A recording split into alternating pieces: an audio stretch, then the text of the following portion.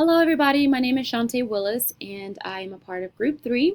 And I will be discussing the effects of conflict on communities, and more specifically, talking about the Second Congo War. So, the effects of war in a community or country. So, in general, war devastates communities and countries alike. We've definitely been discussing this in the class, and so just in a little bit more detail, the environment. So, the environment is definitely impacted when we're discussing or talking about war. There's a destruction of structures, oil fields, and fires. It's definitely destructive to sustainable development. The Congo War negatively impacted national parks, and there was a decline in the elephant population. So national parks, and they were housing endangered species, and these places are often affected by war for the exploitation of minerals and other resources. So, for example, the elephants, they were hunted for their tusks. Sometimes they were hunted for food, but oftentimes they were hunted to sell and make money. And so we're also talking about the social effects. So it is the displacement or forced migration, education, and gender. So all of these are definitely impacted by war. 2 million people were displaced as a result of the Congo War. So that is a lot of people. When I think about this displacement of people, I oftentimes think about the videos that we've watched in class. And more specifically, the Syrian family who had to migrate from Syria to another country. That definitely impacted them. The language that they had to learn and the new friends that they had to make. So the environment was totally changed and different for them as well. And in May 2011, the New York Times reported that a woman is raped every minute in the Congo. So that goes and touches back towards gender. More often than not, women and children are more disproportionately impacted by war than men are. And in talking about their education is also negatively impacted when we're discussing the effects of war in a community. If we're taking down their structures, such as their schools, this impacts their ability to educate themselves and house in a place where they can go and obtain education. So this slide shows a picture of the devastation to the environment. It is 1 silverback male and 3 female mountain gorillas that were killed in the Virunga National Park in the Eastern Democratic Republic of Congo. So, as I stated before, these military men are killing the animals that live in the Congo. So, we definitely saw a decline of gorillas, of elephants, and of other resources and different animals that were impacted by war. So some features of this war, the natural resources in the Congo. So many of you may or may not know, but the Congo is the motherland to gold, diamonds, copper, tons of minerals. So this was definitely a feature because because of these natural resources, this is one of the reasons why there was a multitude of conflict in the Congo. Mineral exploitation was helping to fund the war. Also, failed peace agreements were also continuing conflict in the area and neighboring communities.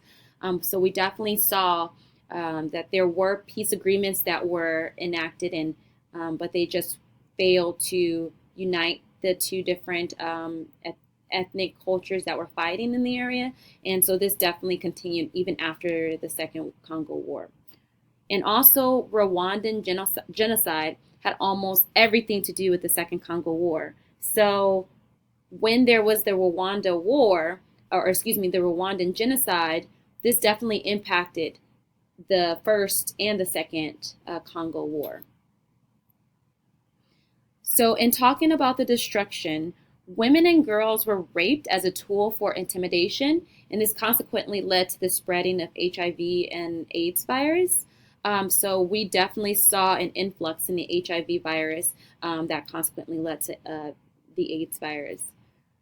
Only 45% of the people had access to safe drinking water. So when you think about that, that means that a lot of children, women were not able to even have the basics of life, their basic needs met. Water, we take that for granted oftentimes, and 45% of the people had access to safe drinking water. So more than half did not. 3.4 million people were displaced from their homes. So I did mention that a little bit in the previous slide, but 3.4 million people being displaced from their homes as a result of the war in Congo is an astronomical number. So these people became refugees, and hundreds of thousands were impoverished by the violence. And also, continued violence and human rights abuse continued the instability and chaos in the region. So, in discussing and talking about the killings, this is the World War III that no one really wants to talk about. So, the Congo War did not get a lot of publicity, and it was not, if it did not directly impact you, then you most likely were not aware of the war that was occurring. Debate on actual numbers. In doing my research, I found that there was not a, it was very difficult for them to, for researchers to come up with a definite number of how many people were killed, but a reoccurring number was 5.4 to 6 million deaths as a result of the conflict. And many of these deaths were from violence. Yet most of the deaths were from malnutrition, starvation, disease, and a lack of medical care. So I cannot refute that many of these deaths occurred because of the violence. However, when you think about all the people who died as a result of the war because they could not feed their families, their children, that directly impacted and affected the communities in this country. There were 45,000 civilians who died each month as of 2008. So in doing my research, I also found that this number was staggering, as well as another number that I found staggering. So if you want to look at this, the math does not calculate in its entirety, but another resource said that there was 12,000 people who died per day as a result of this war. People were looked at as subhuman and expendable. So when you look at people as subhuman or as expendable, there's no regard to human life. So this was occurring day after day after day, which made it, in a sense, very easy for many of these men to kill women, men, and children. So this picture shows a child suffering from diarrhea in the Congo. So as I stated before, many of the deaths were children and women, and they are impacted disproportionately than men are. And reports state that almost half of those who have died are children under the age of 5 years old. And if you like, you can definitely click on this link. It shows child refugees and victims of war, and they tell their stories in a very passionate way. It's definitely a tearjerker, so I highly recommend you, if you get some time at the end of this, check out that slide. So here's a quote that I found was really interesting. It says, "During the war, my people were hunted down and eaten as though they were game animals." So this is a member or a representative of the Mabuti Pijimis. I am definitely not pronouncing that right, but when you think about this, this is the impact and the effects of this war, and that people were definitely looked at as subhuman, and they had no regard to human life.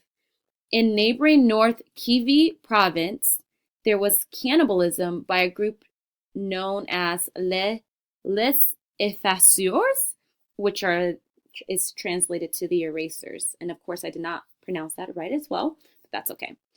And their goal was to clear the land of people so that they can use it for mineral exploitation. So as Afro mentioned, the land is rich in minerals. That means diamonds, gold, copper. And so for someone to think to themselves to cannibalize another people, another race, to remove the people so they can use the land for mineral exploitation. I found that really disturbing.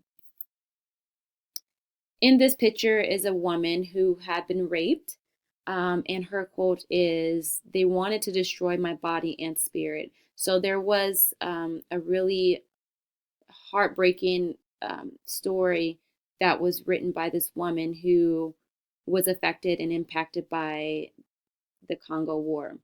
The prevalence of rape and other forms of sexual violence is considered the worst in the world. So definitely women, as I stated, I keep saying women and children are disproportionately impacted by the war. The impact to the people. The effects of the conflict were physical, emotional, psychological, and economically devastating. Many women were raped, men and children were turned into killers, and millions were left to die in poverty. The lasting effects of this war still impact the people today. And this is a picture of a man who is definitely impacted by the war. And this picture is just one that exemplifies to the extent of the violence that was caused on this people who still feel the impact of the war today. And lastly, in speaking about the individual effects, so I did a little bit of research on how the victim is impacted by the war and how the combatant is also impacted by the war. And there was not a lot of information that pertained to these for the combatant, rather. A lot of information was provided for the victim. However, the combatant was not the case. However, I did find that there was some overlapping data and the individual effects. So this quote, or excuse me, this information here is, the WHO estimated that in the situations of armed conflicts throughout the world, 10% of the people who experience traumatic events will have serious mental health problems, and another 10% will develop behavior that will hinder their ability to function effectively. So when I saw that, it seemed like that there was an overarching data that supported both the victim and the combatant. And some of that included depression, anxiety, insomnia, post-traumatic stress disorder, back and stomach pains for the victim. And for women victims or female victims, some women were actually, they faced rejection by their community if they were raped. So if they were raped, their family members and their community did not see them as the same or even as equal because of the traumatic experiences that they had faced as an effect of the war. For the combatants, they definitely, some of them expressed that they had depression, suffer from depression, as well as insomnia and post-traumatic stress disorder. And some, although those are awful impacts, some actually find higher rankings in their army. So if they've killed enough people or raped enough women, they will be higher on the ranks in their army. And I also wanted to note that when a victim's face is